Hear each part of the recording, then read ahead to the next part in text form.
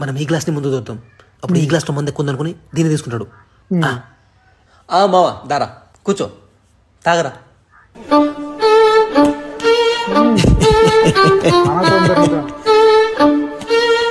1 second.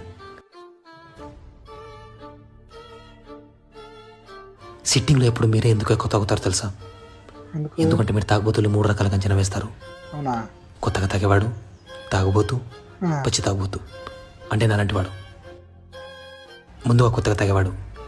మీరు ఈ గ్లాస్ని ముందుకు తోసారు కాబట్టి తను ఆ గ్లాస్లో మంది ఎక్కువ ఉందనుకొని ఆ గ్లాస్ని పిక్ చేసుకుంటాడు. అప్పుడు ఈ గ్లాస్లో మంది ఎక్కువ ఉంటుంది. తర్వాత తాగుబోతు.